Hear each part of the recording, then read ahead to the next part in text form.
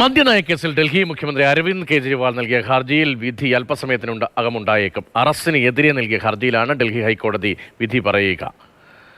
അർജുൻ പീതാംബരാണ് വിവരങ്ങളുമായി. അർജുൻ, വിധി പ്രതീക്ഷിക്കുന്നുണ്ട്.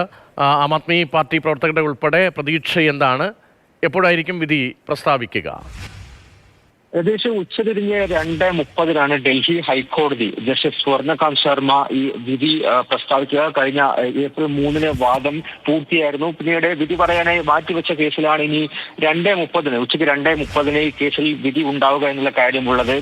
നേരത്തെ തന്നെ ഈ അറസ്റ്റിന്റെ സമയമടക്കം ചോദ്യം ചെയ്തുകൊണ്ടാണ്, പ്രത്യേകിച്ചും തിരഞ്ഞെടുപ്പ് അടുക്കുന്നൊരു കാലത്ത് അല്ലെങ്കിൽ ആ സമയത്ത് തന്നെ അറസ്റ്റ് ചെയ്യുന്നു, പ്രചാരണത്തിനൊന്നും അനുവദിക്കുന്നില്ല എന്നുള്ള കാര്യം ചൂണ്ടിക്കാട്ടിയാണ് ഈ അറസ്റ്റിനെതിരെയും കസ്റ്റഡിക്കെതിരെയും അരവിന്ദ് കെജ്രിവാൾ ഹർജി നൽകിയത്. എന്തായാലും ഒരു ആശ്വാസം പ്രതീക്ഷിക്കുന്നുണ്ട് ആം ആദ്മി പാർട്ടി. പ്രത്യേകിച്ചും കഴിഞ്ഞ ദിവസം സഞ്ജയ് സിംഗിനടക്കം ജാമ്യം ലഭിച്ച ഒരു സാഹചര്യത്തിൽ മാത്രമല്ല, ഈ ട്രയൽ തുടങ്ങാനിരിക്കുക അല്ലെങ്കിൽ ട്രയൽ തുടങ്ങുന്നതുവരെ ED കോടതിയിൽ അവരുടെ പക്കലുള്ള തെളിവുകളൊന്നും അത് നിലവിൽ ഹാജരാക്കിയിട്ടും ഇല്ല എന്നുള്ളൊരു കാര്യത്തിൽ നിൽക്കുന്ന ഒരു സമയത്താണ് ഒരു ആശ്വാസം എന്തായാലും ആം ആദ്മി പാർട്ടി പ്രവർത്തകർ പ്രതീക്ഷിക്കുന്നത്. പക്ഷേ തങ്ങളുടെ പക്കലുള്ള തെളിവുകൾ എടുത്തു കാട്ടി അല്ലെങ്കിൽ കുറച്ചുകൂടി ഈ കാര്യങ്ങൾ പഴുതടച്ച രീതിയിൽ കോടതിയിൽ അവതരിപ്പിച്ചുള്ള ഒരു വാദമായിരുന്നു കഴിഞ്ഞ ദിവസം കോടതിയിൽ EDയുടെ ഭാഗത്തു നിന്നുള്ള ഉണ്ടായത്. അതുകൊണ്ട് തന്നെ അരവിന്ദ് കെജ്രിവാളിനെ തുടർന്നും ജുഡീഷ്യൽ കസ്റ്റഡിയിൽ തന്നെ വേണം, അല്ലെങ്കിൽ ഇനിയും ചോദ്യം ചെയ്യേണ്ട ആവശ്യമുണ്ട്. മറ്റ് കൂട്ടുപ്രതികൾ ഉണ്ടാകും, ഇനിയും അറസ്റ്റ് ഉണ്ടാകും, അവരുടെ എല്ലാം ഒപ്പം ഇരുത്തി ചോദ്യം ചെയ്യേണ്ട കാര്യമുണ്ട്. ഒപ്പം ഈ മണി ട്രെയിലിന്റെ വിശദാംശങ്ങൾ കൂടി മനസ്സിലാക്കണമെന്നുള്ള കാര്യം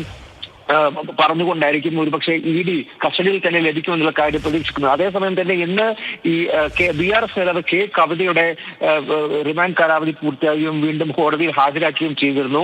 കവിതയും ഇപ്പോൾ 14 ദിവസത്തേക്ക് കൂടി ജുഡീഷ്യൽ കസ്റ്റഡിയിലേക്ക് വീണ്ടും വിട്ടിരിക്കുകയാണ്. അർജുൻ, അതിനിടയിൽ ഈ ആം ആദ്മി പാർട്ടി മന്ത്രിമാർക്കെതിരെ വിമർശനവുമായി Delhi lieutenant governor VK Saxena രംഗത്ത് വന്നിട്ടുണ്ടല്ലോ. ഈ മന്ത്രിമാർ യോഗങ്ങളിൽ പങ്കെടുക്കുന്നില്ല എന്നതുൾപ്പെടെ എന്തൊക്കെയാണ് ഈ വിമർശനങ്ങൾ? ഏത് തരത്തിലാണ് ലഫ്റ്റനന്റ് ഗവർണറുടെ നീക്കം?